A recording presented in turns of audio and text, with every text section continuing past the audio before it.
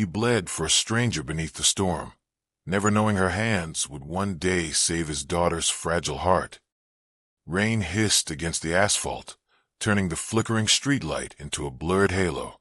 Daniel Hayes stood beneath it, shoulders hunched in his work jacket, the scent of gasoline and tired metal still clinging to him after a 12-hour shift at the garage. Inside the small convenience store, humming refrigerators filled the silence as he counted wrinkled bills in his palm, enough for milk, bread, and the cheapest brand of painkillers. Outside, through the smeared window, his pickup idled faintly.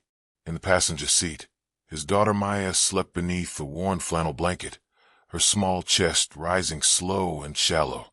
The faint hiss of her portable oxygen echoed louder in his mind than any sound in the room. She was 8, fragile and fierce, born with a heart that had to fight for every beat. Daniel lived by its rhythm, one paycheck, one pill bottle, one cautious breath at a time. The surgery she needed remained a number too high for him to say out loud, a dream written on scraps of overdue bills. He told himself they'd find a way, even as his hand shook when he swiped his card. The door chimed, sharp against the hum of the lights. 2 men entered, their faces shadowed by pulled-down hoods, rain dripping from their sleeves. The taller one barked at the clerk to empty the register. Daniel froze halfway through bagging his bread. Beside the coffee machine stood a woman, dark hair tied in a low knot, hospital ID still pinned crookedly to her coat. Her eyes flicked to the robbers, calculating, calm in a way that didn't belong in a moment like this. One of the men swung his gun toward her when she reached for a crying child near the counter. Before Daniel could think, he moved. Instinct, not courage. The shot came fast, a crack that split the air. Pain slammed through his shoulder as he hit the floor, his breath torn from him. The woman dropped beside him immediately, pressing her scarf to the wound, her hand steady though her face had gone pale. "Stay still," she said, voice low, practiced. Blood soaked through the fabric. Daniel struggled to speak, his vision swimming. "My daughter in the truck." She didn't hesitate. The sirens were already close when she sprinted outside into the rain. Daniel's eyes dimmed, the ceiling lights spinning away into darkness, and the last thing he heard was her voice calling for help, and his daughter's name carried in it. The smell of antiseptic hit him before his eyes opened. Daniel woke to the steady beep of a monitor and the faint pressure of bandages pulling at his shoulder. His throat felt dry, his thoughts muddled. For a moment he couldn't remember where he was. Then the sound of rain against the window returned to memory in fragments. The gunshot, the woman, her voice, Maya's name on her lips. Panic jolted through him. He tried to sit up, but pain pinned him down. A nurse hurried over, calm but firm. "Your daughter's all right," she said. "She's in pediatrics. Dr. Marlowe is watching her." The name meant nothing to him then. Relief washed through, followed by exhaustion so deep it felt endless. Later that afternoon, the door opened softly, and the woman from the store stepped inside, still wearing the same rain-soaked coat, now wrinkled from hours of use. Her dark hair framed eyes that carried the same composure he remembered, focused, unwavering kind. "You were lucky," she said gently. "The bullet missed anything vital. You'll recover." He blinked, recognition flickering. "You're the one who helped me." She nodded, a faint smile touching her lips. "And your daughter. She had a small breathing episode, but she's stable now. You should see her soon." When she turned to leave, he caught the edge of her hospital badge. "Dr. Elena Marlowe, pediatric cardiac surgery." The words clung to him, strange and weighty. He'd heard that phrase, pediatric cardiac, so many times in sterile offices and rejection letters, each one a reminder of doors closed to Maya's condition. He didn't know yet that this woman had already opened one. By evening, Daniel sat by Maya's bed.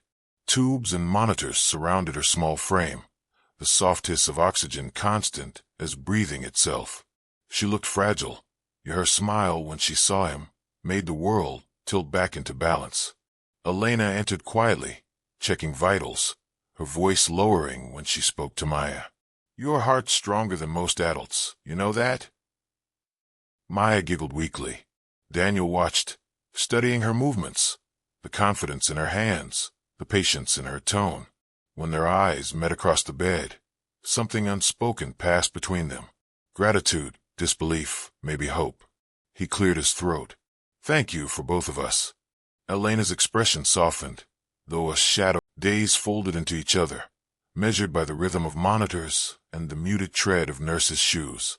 Daniel's shoulder healed slowly, but he stayed near Maya's room, his world shrinking to the distance between her bed and the hallway. Dr. Marlowe appeared often, sometimes in her white coat, sometimes in scrubs, always carrying an air of quiet urgency. He noticed she rarely spoke about herself, yet there was a heaviness in her gaze that lingered even when she smiled. One morning, she entered holding a tablet. I've reviewed Maya's records, she said, her tone both cautious and determined. Her condition's rare, but there's a surgical approach I've been developing. It could repair the valve without opening her chest. Daniel straightened, wary. He'd heard promises before, ones that ended in price tags higher than their hope. We can't afford anything experimental, he muttered. Elena shook her head. I didn't ask for payment. I'm asking for trust. The words landed harder than she intended. For a long moment, neither spoke. Then Maya stirred, her oxygen tube rustling, and whispered, Daddy, let her try. Later that evening, Daniel found Elena in the hospital garden, standing under the amber light. The wind caught her hair as she stared at the fountain. Why help us? He asked quietly. She hesitated, then said, Because I lost my daughter to the same defect. I've spent every day since trying to save the ones I couldn't then. The confession fell like rain, gentle, devastating. Daniel's throat tightened. Then maybe saving mine will heal more than you think. In the following days, they worked like partners on opposite sides of the same battle. Daniel filled forms, ran errands, fixed a faulty lamp in her office. Elena fought bureaucracy, her voice calm but unyielding in meetings. Between exhaustion and hope, they found small, quiet moments, shared coffee, a smile at Maya's drawing of the three of them beneath a giant red heart. Still, doubt lingered. If it fails, Daniel whispered one night, I won't survive it. Elena met his gaze steadily. Neither will I. But if we don't try, we've already lost her. When approval finally came through, Daniel felt both terror and peace. The date was set. As dawn approached, he sat beside Maya, watching her sleep, the rise and fall of her chest steady and fragile. He whispered a single word into the dim light, faith, and waited for morning. The morning of the operation arrived cloaked in a stillness that felt sacred. Outside the surgical wing, Daniel sat alone, his palms pressed together, the hum of fluorescent lights above sounding like distant thunder. Through the glass, he saw Elena in her scrubs, focused, calm, a quiet force in motion.